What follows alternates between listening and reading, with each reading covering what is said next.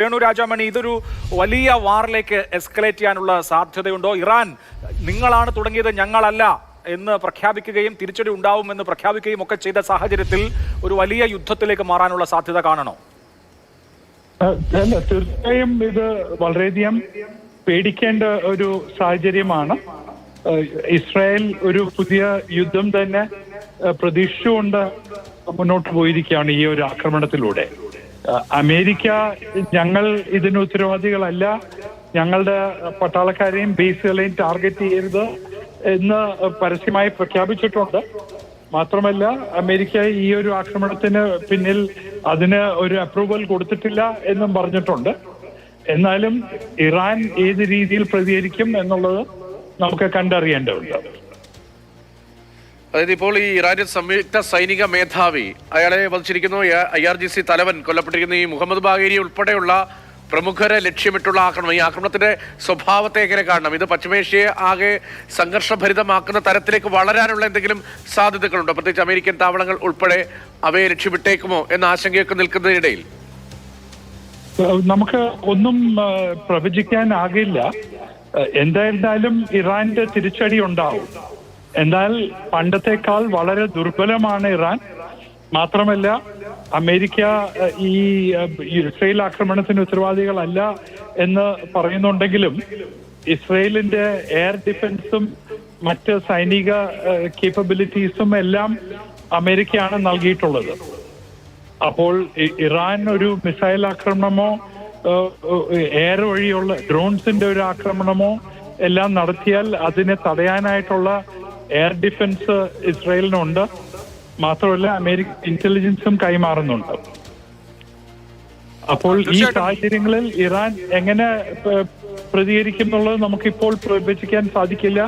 അവരുടെ എത്രത്തോളം അവർക്ക് കഴിവുണ്ട് ഇസ്രായേലിനെ തിരിച്ചടിക്കാൻ എന്നതും നമുക്കറിയില്ല. ഇസ്രായേൽ അതേസമയം അവരുടെ രാജ്യത്തിൽ ഒരു നാഷണൽ എമർജൻസി ഡിക്ലെയർ ചെയ്യുകയും എല്ലാവരോടും ഒരു ഇറാന്റെ ഭാഗത്തു നിന്നുള്ള ഒരു ആക്രമണത്തിന് തയ്യാറാകാൻ പറഞ്ഞിരിക്കുകയാണ്. അത് ഗൾഫിലേക്ക് അമേരിക്കൻ ബേസിലേക്കും വ്യാപിക്കുമോ എന്നുള്ളത് ഈ സമയത്ത് നമുക്ക് പ്രവചിക്കാനാവില്ല.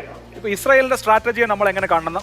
കഴിഞ്ഞ 1.5 വർഷമായി യുദ്ധസമാനമായ സാഹചര്യമാണ്.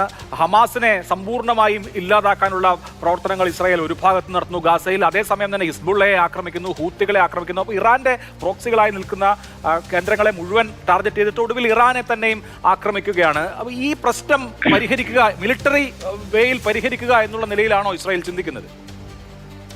അല്ല, ഇസ്രായേലിന് 2 മോട്ടിവേഷൻസ് ഉണ്ട്. ഒന്ന് ഡൊമസ്റ്റിക് പൊളിറ്റിക്സ് ആണ്. അവിടെ ഒരു കോalition ഗവൺമെന്റ് ആണ്. പിന്നെ നെതന്യാഹുവിന്റെ പോപ്പുലാരിറ്റി മുകളിലും താഴെയിലും മാറി മാറി പോയിക്കൊണ്ടിരിക്കുന്നു. അപ്പോൾ ആ ഡൊമസ്റ്റിക് പോപ്പുലാരിറ്റി കൺസോളിഡേറ്റ് ചെയ്യാൻ വേണ്ടിയുള്ള ഒരു പ്രവർത്തനമാണ്. അതിനോടൊപ്പം ഇപ്പോൾ അവർക്ക് ഒരു അവസരമുണ്ട്. അവർക്ക് ഇറാനെ ദുർബലപ്പെടുത്താൻ സാധിച്ചു, ഹെസ്ബുള്ളയെ തകർക്കാൻ സാധിച്ചു. ഹമാസിനെതിരെ ഗാസയിൽ ഇപ്പോഴും യുദ്ധം നടക്കുന്നു. അപ്പോൾ ആ പശ്ചിമേഷ്യ മുഴുവൻ അവർക്ക് അനുകൂലമായ ഒരു സ്ഥിതിവിശേഷത്തിലേക്ക് മാറ്റിയെടുക്കാനായിട്ടുള്ള ശ്രമത്തിലാണ് ഇസ്രായേൽ ഏർപ്പെട്ടിരിക്കുന്നത്. പക്ഷേ ഇത് വളരെ റിസ്കിയും വളരെ അഡ്വഞ്ചറസുമാണ്.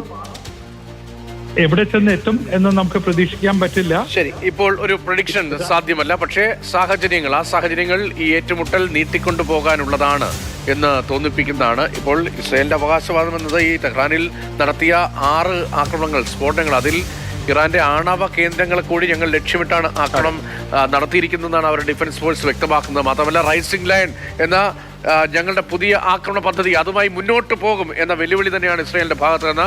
അവിടെയാണ് ഇറാൻ ഇപ്പോഴിതാ സൈനികർ സജ്ജം എന്ന് വ്യക്തമാക്കിക്കൊണ്ട് ഭയപ്പെടുന്നവർ ഇവിടെ നിന്ന് പിന്മാറിക്കോളൂ എന്ന പോസ്റ്റ് ഉൾപ്പെടെ ഇറാൻ മിലിറ്ററിയും പോസ്റ്റ് ചെയ്യുന്നത്. ഇറാനെ സംബന്ധിച്ച് തിരിച്ചടി കൊടുക്കാതെ വയ്യ. കാരണം മുഹമ്മദ് ബഗേരിയും ഹസൈൻ സൊലൈമാനിയും അടക്കം ഇറാൻ മിലിറ്ററി എസ്റ്റാബ്ലിഷ്മെന്റിന്റെ തലപ്പത്തിരിക്കുന്ന ആളുകൾ തല തന്നെയാണ് വിട്ടിരിക്കുന്നത്. ഇറാൻ മിലിറ്ററി എസ്റ്റാബ്ലിഷ്മെന്റിനെ നയിക്കുന്ന പ്രധാനപ്പെട്ട ഉദ്യോഗസ്ഥരെയാണ് ഇസ്രയേൽ ഈ റൈസിംഗ് ലയൺ ഓപ്പറേഷനിലൂടെ വധിച്ചിരിക്കുന്നത്.